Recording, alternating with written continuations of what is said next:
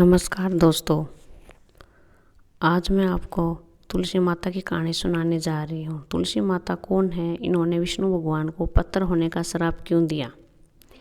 पौराणिक कथा के अनुसार एक वृंदा नाम की लड़की थी। राक्षस कुल में उसका जन्म हुआ था। वृंदा बचपन से ही भगवान विष्णु जी की परम भक्ति, बड़े ही प्रेम से भगवान की पूजा किया करती थी। जब वह बड़ी हुई, उसका विवाह राक्षस कुल में दानवराज जलंधर से हो गया। जलंधर समुद्र से उत्पन्न हुआ था।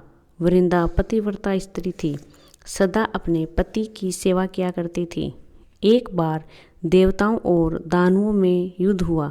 जब जलंधर युद्ध में जाने लगे तो वृंदा ने कहा, स्वामी, आप युद्ध पर जा रहे हैं। आप जब तक युद्ध में रहोगे, मैं पूजा में बैठकर आपकी जीत का अनुष्ठान करूंगी, और जब तक आप वापस नहीं आ जाते, मैं अपना संकल्प नहीं छोड़ूंगी। वृंदा व्रत का संकल्प लेकर पूजा में बैठ गई। उनके व्रत के प्रभाव से देवता भी जलंधर कौन जीत सके।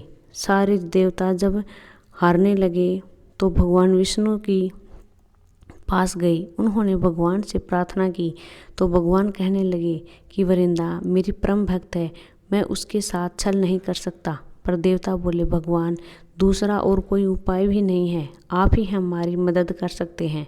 भगवान ने जलंधर का रूप रखा और वृंदा के महल में पहुंच गए। जैसे ही वृंदा ने अपने पति को देखा तो तुरंत पूजा से उठ गई और उनके चरण छू लिए। जैसे ही उनका संकल्प टूटा, युद्ध में देवता ने जलंधर को मार दिया और उसका सिर काटकर अलग कर दिया।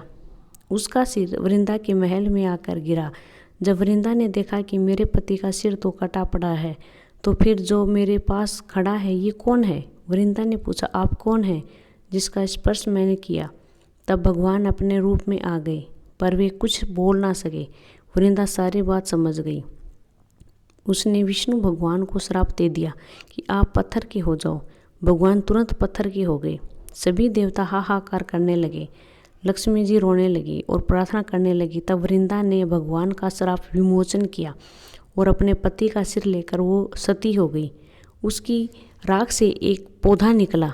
तब भगवान विष्णु जी ने कहा कि आज से इसका नाम तुलसी है और मेरा एक रूप इस पत्थर के रूप में रहेगा, जिसे शालिग्राम के नाम से इसे तुलसी के साथ ही पूजा जाएगा, और मैं बिना तुलसी के भोग स्वीकार नहीं करूँगा।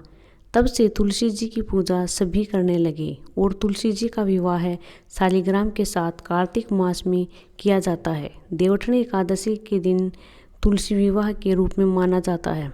जो लोग तुलसी विवाह संपन्न करवाते हैं उन्हें विवाह सुख प्राप्त होता है।